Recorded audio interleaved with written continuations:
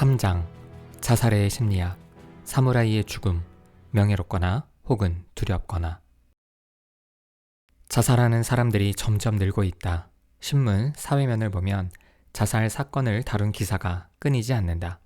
대기업 총수와 정치인, 공무원뿐만 아니라 연예인과 운동선수, 평범한 회사원과 가정주부, 노인과 청소년에 이르기까지 정말 많은 사람들이 스스로 목숨을 끊는다. 자살하는 사람들의 이유도 다양하다. 과거에는 질병과 생계 때문에 목숨을 끊는 사람들이 많았고, IMF가 터진 1997년 전후로는 경제적 이유로 자살하는 사람들이 많았다. 최근에는 비관주의, 가정불화, 애정 문제로 자살하는 사람이 많다고 한다.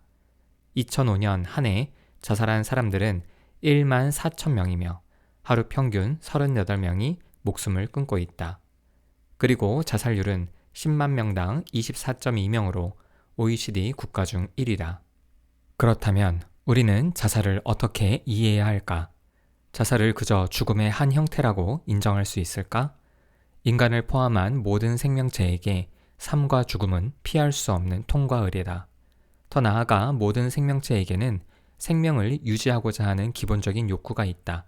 이것은 죽음을 피하려는 욕구가 있다는 것과 같은 말이다. 그런데 자살은 이러한 욕구에 반대되는 것이다. 사람들이 자살을 하는 이유가 무엇인지에 대해 명확하게 답을 하는 것은 쉽지 않다. 그렇기에 까미도 자살의 원인을 밝히는 것이 인류 최후의 과제라고 말하지 않았겠는가. 우리나라를 포함해 자살을 꺼려하는 문화권의 사람들에게 자살이라는 주제는 판도라의 상자와 같다. 모두가 궁금해하지만 모두가 그 실체를 들여다보기를 두려워한다. 아니, 자살이라는 주제조차 다루는 것을 꺼려한다. 그런데도 지금 자살이라는 판도라의 상자를 열고자 하는 이유는 까미가 말한 것처럼 아주 거창한 이유 때문은 아니다. 단지 자살이라는 실체를 알게 된다면 스스로 목숨을 끊는 사람들의 마음속에 숨어있는 진심을 이해할 수 있고 그들에게 손을 내밀어 줄 수 있을 것이다. 뿐만 아니라 자살에 대한 오해와 오명을 벗겨낼 수도 있을 것이다. 더 나아가 누구나 한 번쯤은 경험하는 자살 충동을 벗어날 수 있다면 더할 나위 없이 좋겠다. 그렇다면 자살은 현대에 와서 나타난 것일까? 물론 아니다. 자살의 역사는 꽤 오래되었다. 역사가 오래된 만큼 자살에 대한 기록이 많이 있을 것 같지만 많은 문화권에서 자살을 꺼려했기 때문에 남아있는 기록이 비교적 적은 편이다. 하지만 일본에서는 명예를 위해 칼로 자신의 배를 가르는 사무라이들을 영웅으로 대접했고 그 결과 비교적 자살을 살펴볼 수 있는 좋은 자료들이 남아있다. 이 장에서는 사무라이를 통해 자살이라는 판도라의 상자를 열어보도록 하자.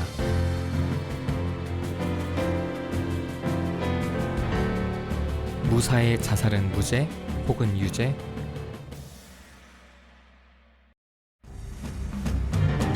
모든 사람이 보는 가운데 다다미에 무릎을 꿇고 앉은 그는 단도를 건네받아 조심스럽게 무릎 앞에 내려놓는다. 그리고는 자신의 명예로운 죽음에 앞서 잠시 눈을 감는다. 잠시 후 상의를 허리띠 부분까지 벗어서 상반신을 드러냈고 그리고는 뒤로 쓰러지지 않도록 양쪽 소매를 무릎 밑에 깔았다. 천천히 단도를 들어 올려서 그것을 잠시 동안 바라보면서 정신을 집중한다. 잠시 후 힘껏 왼쪽 하복부를 찌르더니 천천히 오른쪽으로 잡아당겼다가 다시 비스듬히 왼쪽 위로 그어 올렸다. 피가 솟구친다. 갈라진 배에서는 시뻘건 내장이 보인다. 하지만 그는 눈 하나 깜짝하지 않고 있으며 표정도 일그러지지 않았다. 이때 뒤에서 지켜보고 있던 가이샤쿠니는 곧바로 칼을 휘두른다. 조금이라도 빨리 움직여야 그 고통을 덜어줄 수 있기 때문이다. 쿵 하는 소리와 함께 몸은 앞쪽으로 쓰러져 버렸고 머리는 더 앞쪽에 떨어졌다. 니토베 이나조의 사무라이 중에서. 공개된 장소에서 많은 사람들이 지켜보는 가운데 마치 어떤 의식을 치르듯이 목숨을 끊는 사무라이들의 할복은 충격적이다. 특히 자살을 죄악으로 여기는 문화권의 사람들에게는 더욱 그럴 것이다. 그들의 문화에서 자살은 죄이기 때문에 언제나 은밀한 곳에서 남몰래 이루어지는 것이 보통이다. 그러니 이렇게 모두가 지켜보는 가운데 자신의 배를 갈라 자살하는 모습이 어떻게 보이겠는가? 사무라이들이 배를 갈라서 자살하는 것을 할복이라고 한다. 한자로 할복은 배를 가른다는 뜻이다. 그런데 이것이 외국인들에게는 하라키리, 복절이라고 많이 알려졌고, 일본인들은 세푸쿠, 절복이라는 말을 더 많이 쓴다. 그것을 어떻게 부르든지 자신의 배를 가르는 방식의 죽음을 이해하기 위해서는 사무라이의 정신인 무사도에 대해서 살펴볼 필요가 있다. 이를 위해서 무사도와 중세 유럽의 기사도를 비교해보자. 일본의 사무라이와 유럽의 기사는 비슷한 시기와 배경에서 생겼지만 문화의 차이로 전혀 다른 정신을 가지게 되었기 때문에 이 둘을 비교해보면 일본의 무사도를 더욱 정확하게 이해할 수 있을 것이다. 11세기부터 유럽에서는 국왕이 모든 지역을 직접 다스리는 중앙 집권 체제에서 지방 귀족들이 각 지역을 다스리는 봉건제도, 즉 지방 분권 체제로 바뀌었다. 그러자 당연히 국왕과 지방 귀족의 권력 구도에도 변화가 생겼다. 국왕의 권력이 약해지고 지방 귀족의 권력이 강해진 것이다. 지방 귀족들은 넓은 땅을 기반으로 자신들의 영역을 넓혀갔는데 점차 넓어지는 영토를 지키고 그 안에 살고 있는 백성들을 다스리기 위해서 군사력이 필요했다. 그래서 영주들은 유사시에는 전쟁에 나갈 수 있고 평상시에는 자신을 도와 영토를 다스릴 수 있는 사람들이 필요했다. 그래서 기사 계급이 등장하기 시작한 것이다. 이와 비슷한 시기에 일본에서도 중앙의 권력이 약해지고 지방에 힘 있는 자들의 권력이 강해지면서 무사 계급이 나타났다. 물론 일본의 사무라이는 유럽의 기사와 달리 지방 귀족하고만 관계를 맺은 것이 아니라 중앙 귀족과 연합하면서 중앙 정치에도 등장했다.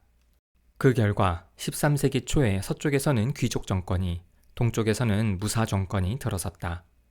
유럽의 기사와 일본의 사무라이가 등장한 배경이 비슷하기는 하지만 그 이면을 들여다보면 몇 가지 차이점이 있다. 먼저 기사는 지방 귀족인 봉건 영주와 계약을 맺는다. 계약은 언제나 계약을 맺는 당사자 사이에 권리와 의무가 존재한다. 일종의 조건부 약속인 것이다. 영주가 기사에게 약간의 땅과 음식을 제공하는 조건으로 기사는 영주가 원할 때 전쟁을 하거나 영주를 보호해주는 것이다. 이것은 절대적 충성이 아니라 조건적인 충성이다. 계약은 한쪽에서 조건을 지키지 않으면 당연히 깨지는 것이다. 그래서인지 기사는 언제든지 영주에게서 자유로울 수 있었으며 이로 인해 기사의 삶에는 개인의 모험과 영광이 개입될 여지가 있었다. 수많은 기사들이 십자군 전쟁에 참여한 이유를 바로 이런 맥락에서 찾을 수 있다. 그리고 허구의 인물이기는 하지만 원탁의 기사와 돈키호테의 모습에서 기사들의 모험과 영광에 대한 일면을 볼 수 있다. 이렇게 봉건 영주와 계약을 맺었던 기사와 달리 일본의 무사는 주군에게 무조건 복종하는 것을 원칙으로 삼았다. 사무라이는 주군에게 절대적인 충성을 바쳐야 했다. 사무라이의 지침서라고 할 수 있는 하가쿠레에서는 무사도를 주군을 위해 죽는 것이라고 가르치고 있다. 목숨을 바칠 정도로 주군에게 절대 충성을 하는 것이 사무라이 정신의 뿌리이다. 그렇기에 사무라이에게 가장 극악한 죄는 주군에게 반항하는 것이다. 이 외에도 유럽의 기사와 일본의 사무라이는 자살에 대한 태도에서 극명한 차이를 보였다. 기사와 사무라이는 영주나 주군을 위해 수많은 전쟁을 치러야 했기 때문에 죽음은 언제나 가까이 있었고 전쟁 중에 죽는 것은 당연한 것으로 여겼다. 하지만 기사에게는 자살이 금기사항이었으나 사무라이에게는 명예로운 것이었다. 물론 모든 자살이 그런 것은 아니고 다음의 경우에 해당되어야 한다. 먼저 전쟁에 졌을 때 적에게 잡히는 모욕을 당하지 않기 위해서 목숨을 끊는 경우, 자신보다 먼저 죽은 주군에게 충성을 보여주기 위해 목숨을 끊는 경우, 그리고 자신의 임무를 다하지 못했을 때 책임을 지기 위해 목숨을 끊는 경우이다. 다시 말해 개인적인 목적을 위해서 죽는 것이 아니라 대의와 명예를 위해서 죽는 경우에만 자살이 허용되었고 더 나아가 장려되었다. 그러나 기사들에게 자살은 어떠한 경우에도 비겁하고 큰 죄를 짓는 것으로 인식되었다. 같은 죽음에 대해 왜 이렇게 다른 생각을 하게 된 것일까? 이것이 바로 기사도와 무사도의 차이다. 기사와 무사에게는 명예와 특권을 주었기 때문에 책임감을 느끼고 자신들의 행동을 규제할 규칙과 기준이 필요했다. 이러한 필요에 따라 자연스럽게 기사도와 무사도가 생겼다고 볼 수 있다. 다시 말해 기사와 무사가 지켜야 할 정신적인 덕목을 세우고 지키게 된 것이다. 기독교가 일찍부터 영향을 미쳤던 유럽에서는 기독교가 기사도의 정신적인 덕목이었다. 특히 언약과 약속을 중심으로 하는 기독교 신앙은 기사들이 영주와 계약, 약속관계였음을 말해준다. 기독교는 자살에도 영향을 미쳤다. 기독교는 기원 후 693년 톨레도 회의에서 자살을 금지하는 교회법을 제정했고 그 뒤로 자살을 가장 질 나쁜 살인으로 여겼다. 자살에 대한 이 같은 생각은 단테의 신곡에서 잘 나타나는데 지옥편에 나오는 제7지옥은 바로 자살한 사람을 벌주는 것으로 묘사되어 있다. 이렇게 기독교가 기사도의 바탕이 되었다면 무사도는 바로 불교와 신도 그리고 유교가 바탕이 되었다. 무사도에는 마음의 평정을 유지하고 모든 것을 운명에 맡기는 불교의 평상심이 들어있다. 또한 피할 수 없는 운명에는 냉정한 마음으로 복종하고 위험과 재난을 마주할 때는 금욕적인 의연함과 삶에 집착하지 않는 마음을 갖게 했다. 그리고 선을 통해 세상의 원리를 확인하고 그것을 자신과 조화롭게 하도록 했다. 신도는 주군에 대한 충절과 조상 숭배, 그리고 부모를 섬기는 효행을 가르쳐 주었다. 또한 신도의 자연 숭배 관념은 왕실이 온 국민의 공통 조상이라고 가르치면서 충군과 애국을 강조했다. 이것은 중국에서 온 공자와 맹자의 가르침과도 일치하는 것이어서 유교는 자연스럽게 무사도의 가장 풍부한 바탕이 되어 주었다. 이러한 사상이 바탕이 되었기 때문에 주군에 대한 도리를 다하기 위해 명예롭게 죽는 것은 죄악이 될 이유가 전혀 없었다. 오히려 피할 수 없는 운명을 받아들이고 이에 복종하여 삶에 집착하지 않아야 한다는 가르침과 일맥상통하는 것이었다. 바로 이러한 이유 때문에 사무라이가 공개된 장소에서 여러 사람들이 보는 가운데 의식을 거행하듯이 자살을 할 수 있었다.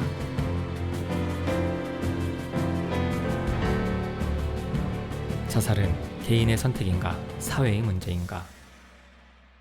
사무라이들은 자신의 명예와 주군에게 충성을 다하기 위해 자살한다고 하는데 여러 학자들은 자살을 어떻게 설명하고 있을까? 자살을 설명하는 여러 이론들을 간략하게 살펴보자. 자살을 체계적으로 연구한 최초의 사람은 19세기 말의 사회학자 뒤르킹이었다. 사회학자였던 그의 연구 대상은 개인이 아니라 사회였기 때문에 자살을 하나의 사회병리 현상으로 설명한다. 자살이 개인의 행동처럼 보이지만 사실 사회의 상태를 반영한다는 것이다. 사회의 상태라는 것은 사회가 통합된 정도를 말하는데 사회가 잘 통합되어 있을수록 자살은 줄고 잘 통합되어 있지 않을수록 자살은 늘어난다는 것이다. 예를 들자면 전쟁은 한 국가 사회로 하여금 단결할 것을 요구한다. 전쟁에 대해 사회 구성원 전체가 합의하지 않고서는 전쟁에서 이기는 것이 힘들기 때문이다. 어떤 통치자들은 분열된 국가나 국론을 통합하기 위한 방편으로 전쟁을 일으키기도 한다. 전쟁이 먼저이든 사회 통합이 먼저이든 간에 중요한 사실은 전쟁은 사회 통합과 밀접한 관련이 있고 통합된 사회에서 자살은 줄어든다고 설명한다. 비단 전쟁뿐만 아니라 가족이나 종교단체처럼 사회적 유대감이 강한 경우 자살할 확률은 떨어진다는 것이다. 그러나 아노미 현상이 심한 사회일수록 결속력이 약해져서 자살이 늘어난다고 주장했다. 그렇기 때문에 뒤르킹은 자살을 막을 수 있는 대안으로 사회적 결속력과 통합을 강조했다. 뒤르킹이 자살에 대한 사회적인 접근을 시도한 이후에 여러 학자들이 자살의 심리를 연구했다. 프로이트는 사람에게는 두 가지 추동이 있는데 하나는 성과 생명의 추동 에로스고 또 하나는 죽음과 공격성의 추동 타나토스라고 했다. 성과 생명의 추동은 개인의 생명을 유지하게 하고 이성과의 관계를 통해 생명을 퍼뜨리고자 하는 것이다. 반면에 죽음과 공격의 추동은 태어나기 이전의 상태, 즉 이 땅에 존재하지 않았던 무의 상태로 되돌아가고자 하는 것이다. 바로 자살은 죽음과 공격의 추동이 자신을 대상으로 하여 현실에서 표현된 것이라고 한다. 후기 정신분석 이론 중 하나인 대상관계 이론에서는 자살을 계획하거나 시도하는 사람들, 그리고 자살 미수에 그친 사람들은 자기를 괴롭히는 대상이라는 대상관계를 갖고 있다고 주장한다. 자기를 괴롭히는 대상은 현실의 대인관계에서도 그대로 나타날 수 있다. 다시 말해 자신을 괴롭히는 사람이 주변에 실제로 존재할 수 있다는 것이다. 하지만 현실에 존재하지 않더라도 심리적으로 나타날 수 있는데 피해의식이 바로 그것이다. 자기를 괴롭히는 대상이라는 심리적인 틀을 가지고 있기 때문에 이 사람은 언제나 피해자의 마음을 가지고 있다. 세상이 혹은 세상 사람들이 자신을 괴롭힐 것이라는 불안감을 갖고 산다면 얼마나 힘들까? 결국 이런 사람들이 힘든 상황에서 벗어날 수 있는 유일한 방법이 자살뿐이라고 생각한다는 것이다. 또 플로리다 주립대학의 심리학과 교수인 바우마이스터는 자살을 자기로부터의 도피라는 개념으로 이해했다. 자신이 이루고자 하는 이상과 기대는 높지만 현실적으로 그 상태에 이르지 못할 때 이상과 현실 사이에 괴리가 생긴다. 사람들은 왜 괴리가 생겼는지 그 이유를 찾게 되고 괴리가 생긴 이유를 외부의 탓으로 돌리기도 하고 자신의 탓으로 돌리기도 한다.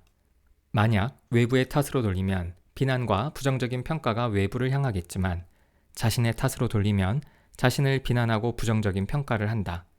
이렇게 되면 고통스러운 감정과 생각에 사로잡힌 자기로부터 도피하고자 하는 소망을 갖게 되고 그 방법으로 자살을 선택한다는 것이다. 가끔 우리 주변에서 갑자기 자살하는 사람을 본다. 이 사람들이 자살한 배경을 보면 지나치게 높은 이상과 그렇지 않은 현실 사이에서 괴리감을 느꼈을 만한 증거들이 있다. 대표적인 예가 유명인들의 죽음이라고 할 수 있는데 우리가 보기에 유명인들은 자신들의 기대와 이상에 부응하는 멋진 삶을 살고 있어서 이상과 현실 사이에 괴리감이 없을 것 같지만 실제로 이들의 삶, 현실은 전혀 행복하지 못한 경우가 많다. 오히려 주변의 시선 때문에 자유롭게 활동하지 못하는 경우가 많아 제한된 공간 속에서 몇몇 사람들과 소극적인 관계만을 갖는다. 하지만 이들의 이상은 높다. 왜냐하면 주변에서 기대를 많이 하고 또한 본인들도 사람들의 기대를 그대로 받아들여서 자신이 아주 괜찮고 멋있는 사람이라고 생각하기 때문이다. 이렇게 되면 이상과 현실 사이에 괴리가 생겨 우울증에 빠지게 되고 결국엔 자살이라는 극단적인 방법으로 도망치는 것이다. 이 외에도 여러 심리학자들은 자살에 대해 나름대로 설명을 내놓고 있지만 이 모든 설명과 이론들이 사무라이의 할복 자살을 잘 설명해 주지는 못하는 것 같다. 프로이트의 설명처럼 죽고 싶은 충동과 소망 때문에 자신의 배를 긋는 것도 아니고 대상관계 이론의 설명처럼 피해의식으로 자살을 하는 것도 아니고 바우마이스터의 개념처럼 이상은 높은데 현실은 그렇지 못한 괴리감과 괴로움에서 도피하는 것도 아닌 것 같다. 그렇다면 사무라이의 할복은 순수하게 명예와 충성심 때문일까? 사무라이의 할복 자살을 잘 이해하기 위해서 한 장면을 더 살펴보자. 이 장면은 아버지의 원수를 갚기 위해 도쿠가와 이에야스의 목숨을 노리고 적진에 숨어들었다가 붙잡힌 형제의 이야기다. 사콘과 나이키라는 형제가 있었다. 형 사콘은 24살, 동생 나이키는 18살이었다. 이들은 아버지의 원수를 갚기 위해 도쿠가와 이에야스의 목숨을 노리고 적진에 숨어들었다가 붙잡힌다. 이에야스는 형제의 용기를 가상히 여겨서 명예롭게 죽을 수 있게 해주어라고 명했다.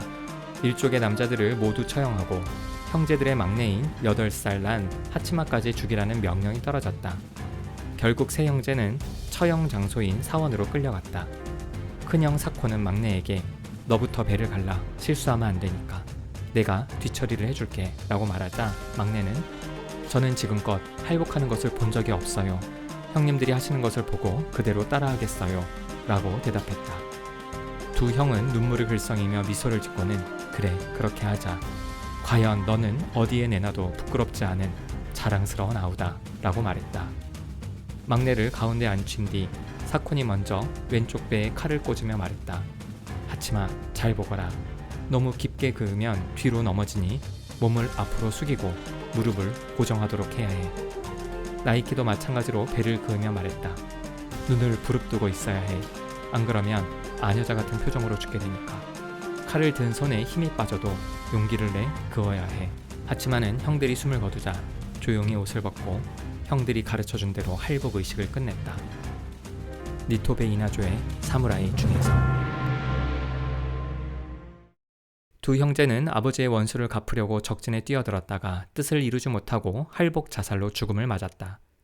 그런데 과연 이 형제들은 죽음을 선택한 것일까? 아니면 죽임을 당한 것일까? 형제는 결코 적진에서 살아나갈 수 없었으며 죽음은 선택사항이 아니었음을 알 수 있다. 만약 이들이 자살을 하지 않았다면 반드시 다른 사람의 손에 죽었을 것이다. 그렇기에 적들이 지켜보는 가운데 할복 자살을 했다는 것은 사실 자신들이 칼을 들었을 뿐 적들이 죽인 것이나 마찬가지다. 결국 이들은 죽임을 당한 것이다. 하지만 실제로 이들은 스스로 목숨을 끊었다. 만약 할복하지 않았다면 이들은 단 몇 초라도 더 살 수 있었을 것이다. 몇 초가 몇 분이 되었을 수도 있고 몇 분이 몇 시간이 되었을 수도 있다. 그래서 운이 좋다면 다른 누군가의 도움으로 도망칠 수도 있었을 것이다. 하지만 형제들은 최후의 순간 무기력감에 압도되어 자신에게 칼을 들이댐으로써 자신의 생명만은 통제했던 것이다. 형제가 처한 상황을 보면 타살처럼 보이지만 실제로는 자살을 한 것이기 때문에 이들의 죽음이 자살인지 타살이었는지에 대한 논쟁은 충분히 가능하다. 하지만 자살인지 타살인지를 따지기 전에 이들의 죽음을 이해할 때 더 중요하게 고려해야 할 것이 바로 통제감이다.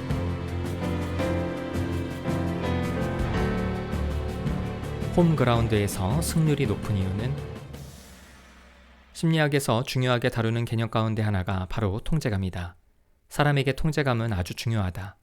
어쩔 수 없는 상황에서조차 통제할 수 있다고 착각하기도 한다. 통제할 수 없다는 것을 인정하고 받아들이는 행위 자체를 인정할 수 없기 때문인지도 모른다. 예를 들어 버스나 지하철을 바로 코앞에서 놓쳤을 경우 대부분의 사람들은 자신의 느린 걸음을 탓하면서 비난의 화살을 자신에게로 돌린다. 조금 더 서두르지 못하고 조금 더 빨리 걷지 못한 자신을 책망한다. 하지만 버스나 지하철이 그 시간에 올 줄 알고서도 게으름을 피우거나 느리게 걸은 것은 아니다. 이렇게 사람들은 자신이 통제할 수 없는 상황에서도 통제할 수 있는 것처럼 생각한다. 이러한 현상은 특히 도박사들이나 운동선수에게 많이 나타나는데 자신의 노력과 상관없이 일어나는 사건에 대해서도 자신이 통제할 수 있다고 생각하는 경향이 있다. 그래서 성공을 거두게 되면 마치 모든 것을 알고 있었던 것처럼 의기양양한 태도를 보인다. 반면에 실패하면 자신을 비난하거나 책망한다. 이런 상황에서 자신을 비난하거나 책망하지 않으려면 통제감을 포기해야 한다. 나는 최선을 다했지만 내 노력과 의지와 상관없이 실패했다고 생각하면 자기 비난이나 책망은 안 해도 될 것이다. 하지만 사람들이 자기 비난이나 자기 책망을 하면서도 통제감을 포기하지 못하는 이유는 그만큼 통제감을 갖는 것이 더 좋기 때문일 것이다. 여러 심리학 연구들은 통제감이 사람에게 얼마나 중요한지를 보여주고 있다. 먼저 사람들은 자신의 영역에 있을 때 더 많은 통제감을 갖게 된다고 한다. 환자가 병원 진료실에서 의사를 대할 때와 집으로 왕진으로 온 의사를 대할 때의 행동을 비교했더니 후자의 경우일 때 훨씬 더 자유롭게 행동했다. 그리고 기숙사에서 토론할 때에도 자기 방에서 하는 경우와 상대의 방에서 하는 경우가 달랐다. 또한 야구나 농구, 축구 같은 운동 경기 역시 홈 경기에서 이길 확률이 더 높다.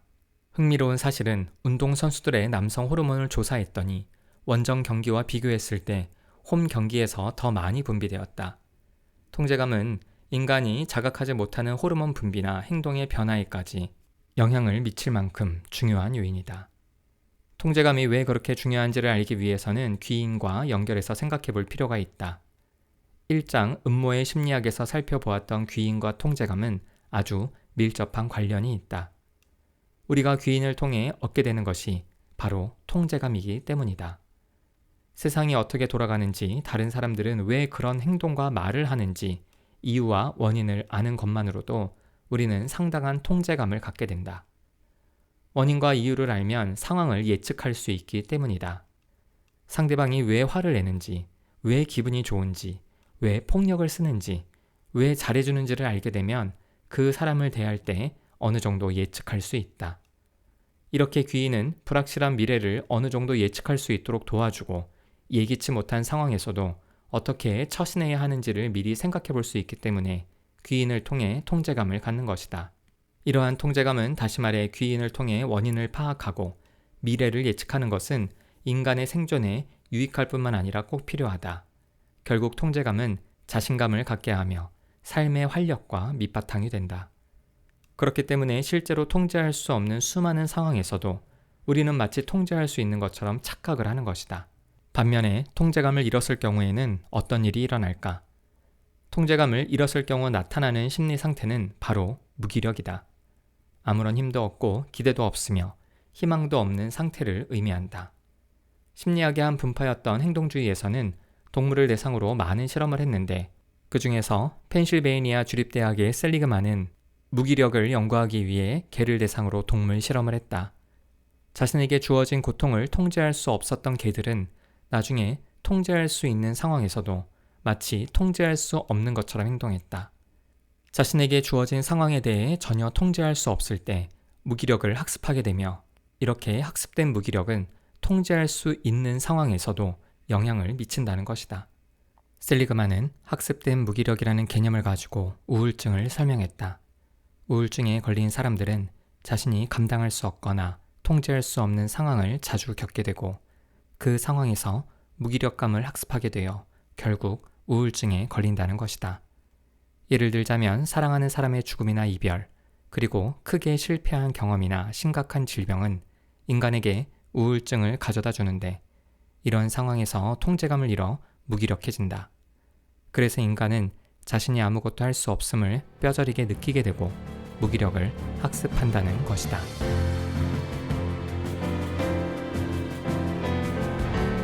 잠깐, 나 사무라이는 죽음도 내가 결정한다. 이제 통제감이라는 카드를 들고 사무라이의 마음속으로 들어가 보자. 사무라이들은 명예를 위해서 할복을 한다. 하지만 마음속을 깊숙이 들여다보면 통제감을 잃지 않기 위해서다. 다시 말해 주변 상황이나 다른 사람을 통제할 수는 없어도 자신의 목숨, 신체만큼은 아직 자신에게 통제권이 있음을 확인하고 싶기 때문이다. 적에게 잡혔을 때 사무라이들은 적의 손에 죽기보다는 할복 자살로 죽기를 원한다. 적군에게 잡혔다는 것은 자신이 통제할 수 있는 것이 아무것도 없는 무기력한 상태가 된 것을 뜻한다. 심지어 자신의 목숨도 적의 손에 달려 있는 것이다. 통제감을 완전히 잃었다는 것, 완전히 무기력한 상태에 빠졌다는 것은 생각만 해도 끔찍한 일이다. 만약 당신이 지금 하고 있는 일을 열심히 해도 아무런 대가나 보상이 없다면 어떻겠는가? 만약 당신이 최선을 다했는데도 실패가 확실하다면 어떻겠는가? 무기력에 빠져 아무것도 하기 싫고 우울하고 죽고 싶을 것이다. 그 어떤 것도 이처럼 끔찍한 일은 없다. 무기력한 상황에서 벗어날 수 있는 길은 통제감을 얻는 것이다. 하지만 자신이 통제할 수 있는 것은 목숨밖에 없기 때문에 바로 이 목숨에 대해 통제감을 행사하는 것이 자살이다. 사무라이들은 무식한 칼잡이들이 아니었다. 이들에게는 정의와 용기, 측은지심, 예의, 명예, 충의라는 무사도가 있다. 그렇기 때문에 이들은 서로를 배려해서 명예롭게 죽을 수 있도록 해준다. 상대방이 최소한의 통제감을 갖도록 도와주는 것이다. 아무리 적이라고 해도 그가 마지막으로 행사할 수 있는 목숨에 대한 통제감만큼은 빼앗지 않았다. 사무라이들이 할복을 하는 이유는 바로 통제감 때문이다. 적에게 잡혔을 때 적의 손이 아니라 자신의 손으로 목숨을 끊는 것은 자신의 목숨에 대한 통제감 때문이다. 자신이 섬기던 주군이 죽으면 따라 죽는 것도 의리와 충절을 지키고 싶은 통제감 때문이다. 억울한 누명을 썼을 때 자신을 비난하는 사람들로부터 명예를 지키고 싶은 통제감 때문이다. 이렇게 무기력감에서 벗어나 통제감을 추구하기 위해 목숨을 끊는 것은 비단 사무라이들 뿐만 아니다. 많은 현대인들도 마찬가지다. 애인에게서 버림을 받아 자살이라는 극단적인 방법을 선택하는 사람들도 있는데 이 경우도 버림받은 무기력감을 벗어나서 통제감을 행사하는 것이다. IMF 때 갑작스럽게 밀어닥친 경제 위기로 도산한 많은 사람들 중 자살을 선택한 사람들도 그렇다. 도박으로 감당할 수 없는 빚을 지은 사람들이 자살하는 것도 그렇고 딸이 대학 입시에 실패하자 엄마가 자살한 경우도 그렇다. 사무라이들의 할복 자살을 명예로운 죽음이나 명예를 위한 죽음으로만 인식하는 것은 옳지 않다. 물론 겉으로는 명예를 위한 죽음일지 몰라도 심리로 보자면 통제감을 확인하기 위한 마지막 몸부림이기 때문이다. 뿐만 아니라 자살을 명예를 위한 죽음으로만 인식할 때 자살은 미화될 수 있다. 실제로 일본에서는 할복 자살을 명예로운 것으로 인식하고 있으며 많은 사람들이 이를 남용하기도 한다. 전혀 죽을 까닭이 없는데도 불같은 성격의 젊은이들은 명예라는 이름 아래 성급하게 목숨을 버린다. 그러면서 자신은 무사도에 따라 죽는 것이라고 한다. 하지만 사무라이는 성급하게 목숨을 버리는 것을 비겁한 짓으로 여겼다. 목숨을 버려야 할 이유가 있을 때에만 목숨을 버리는 것이 사무라이들의 죽음이었다. 단지 자신의 명예를 지키기 위해서만 죽은 것은 아니었다.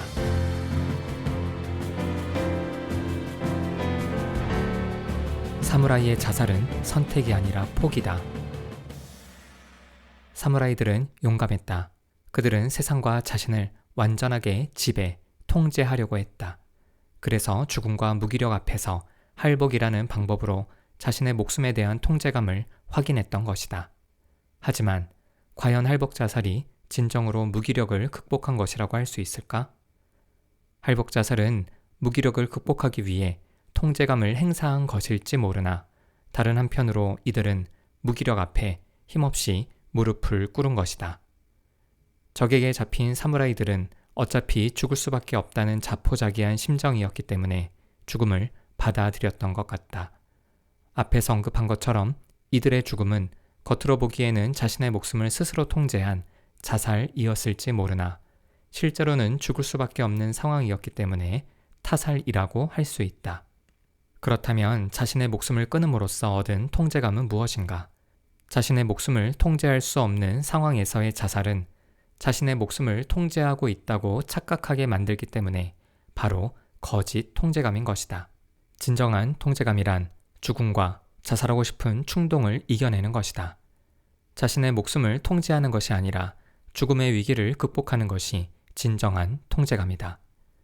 진짜 사무라이들은 적에게 잡혀서 적진에 가서 처형이 확실해지기 전까지는 쉽게 목숨을 끊지 않았다고 한다. 싸움에 패해서 여기저기로 도망을 다녀 자신의 처지가 비참하더라도 섣불리 목숨을 끊는 것은 비겁한 행위로 여겼다. 적군에게 패해서 도망다닐 때 목숨을 끊는다면 수치와 모욕에서 도망치는 것밖에 안 된다. 다시 용기와 힘을 내어 일어나 전쟁과 싸움을 포기하지 않는 것이 진짜 사무라이의 정신인 것이다. 자살이 큰 문제가 되는 것은 죽은 사람뿐만 아니라 주변 사람들도 많은 고통을 받기 때문이다. 사랑하는 사람이 자살하려고 했다는 사실을 미리 알지 못했다는 것과 아무런 도움을 주지 못했다는 것 때문에 심한 죄책감과 함께 무기력감을 느낀다. 자살하는 사람들 중 일부는 주변 사람들에게 자신의 죽음을 미리 알리기도 한다. 예를 들면 직접 나 죽고 싶어 라고 얘기하기도 하며 만약에 내가 죽는다면 이라고 하면서 자신의 죽음에 대한 이야기를 한다. 또한 여행을 떠날 것처럼 준비를 하는데 개인 비품이나 서랍을 정리하거나 속옷을 갈아입고 머리를 다듬기도 한다. 자살 사건이 일어나면 주변 사람들은 이러한 것들이 죽음을 알리는 신호였는데도 알아차리지 못했다는 사실에 더욱 괴로워한다. 가까운 사람이 자살하는 것을 막지 못했다는 사실에 무기력해지기도 한다. 이렇게 자살은 자신의 목숨을 통제하는 것처럼 보이지만 실제로는 상황에 대한 무기력을 표현한 것일 뿐만 아니라 더 나아가 주변 사람들을 무기력하게 만든다. 자신의 무기력을 극복하기 위해 자신을 사랑하는 주변의 많은 사람들에게 무기력을 느끼게 하는 것이 바로 자살이다. 자신의 목숨을 담보로 행사하는 통제감은 결국 다른 사람을 무기력하게 만들 수 있다는 점에서 진정한 통제감이라 할 수 없다. 진정한 통제감은 힘들고 무기력한 상황에 도전해서 그것을 딛고 일어날 때에 느끼는 것이다. 고난과 역경을 딛고 일어난 사람이 느끼는 것이 진정한 통제감이다. 자살은 결코 혼자만의 일이 아니다. 적어도 자살하는 당사자는 죽으면 끝이라고 생각할지 몰라도 남은 사람들에게는 평생 잊을 수 없는 고통과 상처가 된다. 사무라이의 할복은 명예를 상징한다. 하지만 그 이면에 있는 진실은 무력감을 극복하기 위해 통제감을 얻으려는 시도였음을 알 수 있다. 그러나 자신의 목숨을 버려서 얻는 통제감은 거짓 통제감이라는 것을 확인했다. 사무라이들이 살았던 시대는 할복 자살을 해도 사람들이 모두 명예를 위해 죽었다고 생각하기 때문에 그 주변 사람들이 크게 고통받는 시대가 아니었다. 오히려 용기 있는 사람을 가족이나 친구로 둔 사람이라고 인정받는 시대였다. 하지만 우리가 사는 이 시대는 오히려 가족이나 친구가 자살하도록 내버려 둔 사람이라는 오명을 쓰고 평생을 고통 속에서 살아야 하는 시대다. 다시 한번 강조하자면 진정한 통제감은 자신의 신체를 대상으로 하는 것이 아니라 어려운 상황과 위기를 대상으로 해야 한다.